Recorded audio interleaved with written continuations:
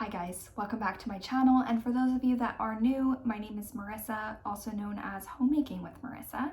Today's video is going to be my top 10 tips to reduce stress over the holiday season. If you're new to my channel and haven't done so already, you can subscribe by hitting that red subscribe button down below. I post videos twice a week and they are always related to homemaking.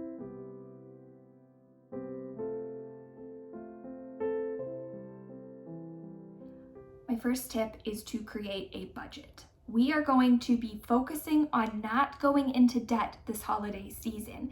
In order to be successful with that, it's so imperative that we focus on having a budget for each line item throughout the holiday season. Gifts is an obvious item that you're going to have a cost associated, but there's also additional food costs, there can be travel expenses, gift wrap, decor, different entry fees to events that we'd like to attend. All of these things have a cost associated with them, and it's important that we are factoring them into our holiday budget.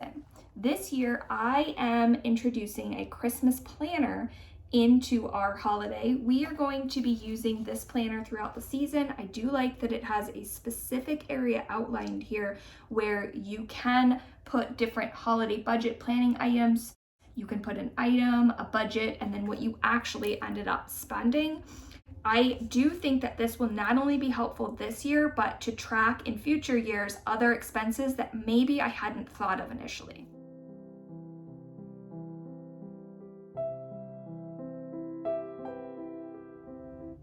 My second tip is related to decor. It is so important that you inventory your decor prior to purchasing new items. I think that we can often get so excited when we start to see the flooding of Christmas items in the department stores, and we just want to pick up a new item of decor. Fighting the urge to buy decor before you have not only gone through your current decor, but also set it up in your house and seen, are there any gaps? Are there areas where we are lacking, where there is an actual need, not just a want for an additional item of decor? Every year I pull out the storage bins that we keep in our attic. I go through them, I see what we have, I decide where I'm going to place those items throughout the house. And then and only then is when I will go to the store, and if I truly have something that I want or I feel like we need to complete an area of the house, then I will purchase additional decor. I don't want to give away the decor because I am going to be doing a Christmas home tour, but I did only purchase 3 items this year as decor items. This green shag rug to go with my kids' How the Grinch Stole Christmas theme. I knew from last year this is an item I wanted to try to find this year. I was hoping to find something Grinch specific themed, but all of those were much more than I wanted to spend. I did find this on Amazon for $35. The other 2 decor items were going to go onto my bed. I knew last year that I wanted to find some Christmas themed sheets for my husband and I. These came from Target, and I will try to link any items mentioned in this video in the description box down below. I loved these red and white striped sheets. And then last year I had pillows that looked like this on the couch, and I wanted to go with a white, red, and cream theme for our bedroom so that I could keep our current comforter. These pillow covers came off of Amazon. I did already have the pillows, but I did need to buy some additional covers that were holiday themed.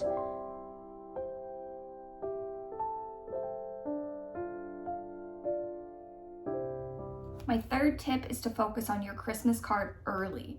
Pick out a picture that you want to utilize for your Christmas card. Get those orders into Costco, Shutterfly, whatever service you use to have your cards printed. If you're handwriting your cards, if you're wanting to do any sort of sealing of the envelope, make sure that you've already pre-purchased all of those items, that you have postage ready to go, that you have all of the addresses prepared and ready to go. I this year am really excited. I purchased a Christmas seal and some wax melts that I am going to be using to seal all of my Christmas cards. I know that this is going to be an extra step that is going to be a little bit time consuming. So the earlier I can get those cards printed and I can start this process, the less stressful and chaotic it's going to be at the end of the season when our schedules tend to pick up.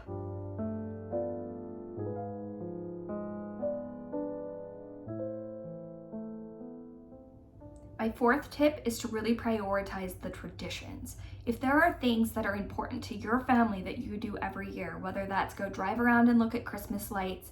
My kids love reading the Christmas Little Blue Truck book every year. That is just part of our holiday tradition. That book is not something that's out in their bedroom all year round, so I will pull it out and read it to the kids every year. We watch all 8 of the Harry Potter movies. There is a specific meal that I make every Christmas Eve. I did film that last year. It is a meatloaf recipe, which might seem like a bizarre thing to eat on Christmas Eve, but that is our family tradition. So I make sure that I have written down all of the things that are the top priority for us to do.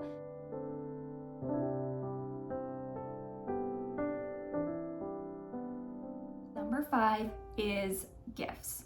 It's important that we are keeping a list of whom we need to purchase gifts for, what we purchased, and what we spent on that item. This planner this year is going to come in handy. In the past, I've kept this in a notes section on my phone, but this year I'm going to be utilizing this planner to write down not only who the person was, but what the gift is that I'm getting for that recipient and how much I spent on that item so that I can have a running log and know if there's any gaps. The other thing that I think that it's important to prioritize when related to gifts is anyone that has a birthday in the month of December. Sometimes we can get really busy with the hustle and bustle of the holiday season that we can forget those birthdays in the month of December. So I also include in my list any December birthdays and make sure that I have also purchased those gifts as well.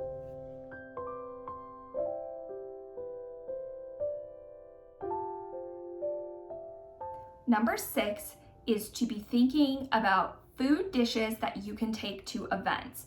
I love finding a way to take a food dish and incorporate it with a hostess gift as well. A lot of times I will make a homemade loaf of sourdough bread, and then I have pre-purchased these wire baskets and tea towels off of Amazon. I just keep them inside of my house at all times, ready to go. If we are going to be attending an event, I can not only bring the loaf of bread, but then I can also leave the bread basket as well as the tea towel for the person that's hosting the event.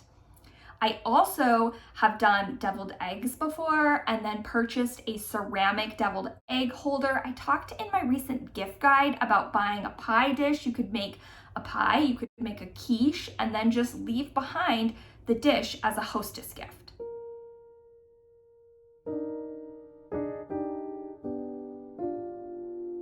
Number 7 is to make sure that we are scheduling events early in the season. I start doing this in the month of November, where I will figure out when are we going to meet with this family for a Christmas gathering? When are we going to go look at Christmas lights? When are we going to wrap gifts?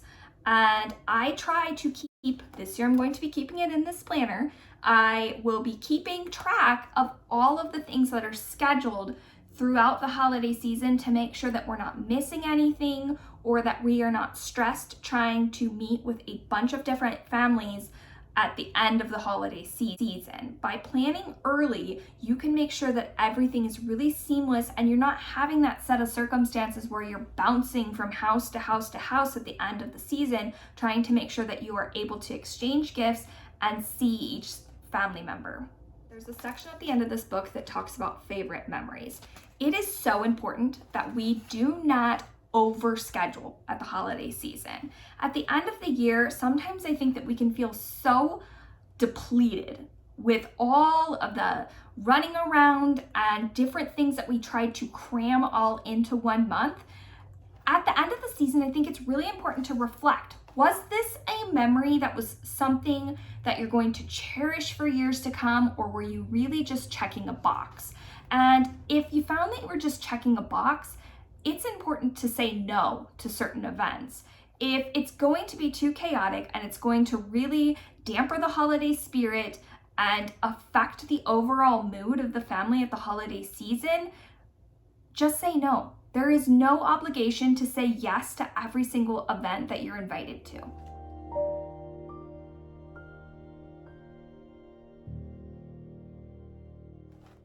My 8th tip is to go through your wrapping paper, your tape, your boxes, your ribbons, your gift tags. Go through all of these items before buying anything new. Make sure that you actually need additional wrapping paper before you just assume that's the case and go out and buy more.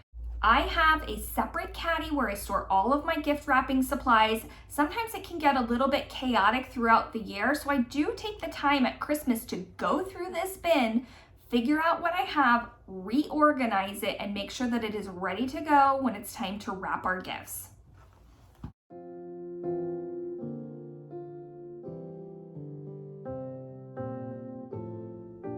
Number 9 is holiday outfits. Every year I go through the clothing that my kids already have. I make sure that they have at least 2 outfits that are suitable for holiday events.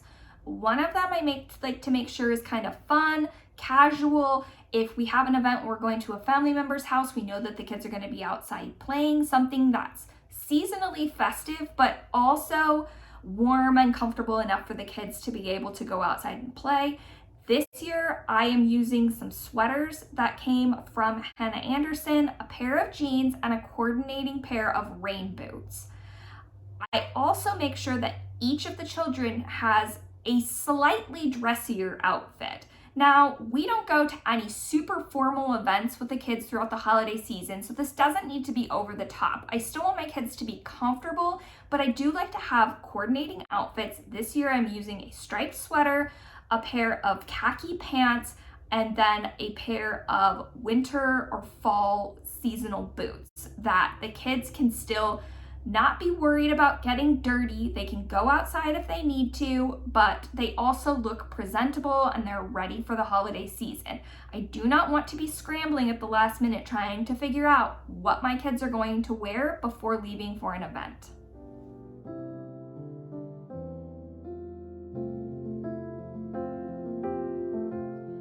My 10th tip is to organize and declutter your kids' toys well before Christmas.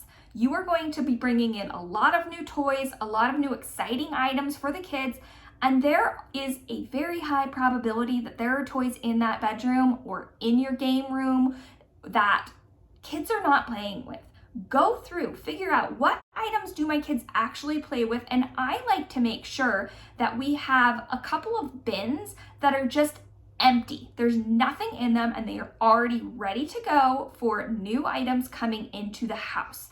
I will also go through all of their toys and make sure that like items are together, assess whether or not it's something that the kids are still playing with. If it is, I will lump it together in a bin and make sure that everything is compartmentalized and ready to go so that we are not inundated with toys trying to figure out where they are all going to go after the holiday season. I want to thank you all for watching today. If you're new to my channel and you haven't done so already, you can subscribe by clicking on my face here. I will include an entire playlist full of holiday videos here, as well as a video that YouTube thinks that you would enjoy down here. I hope that you all have a very merry holiday season. Bye.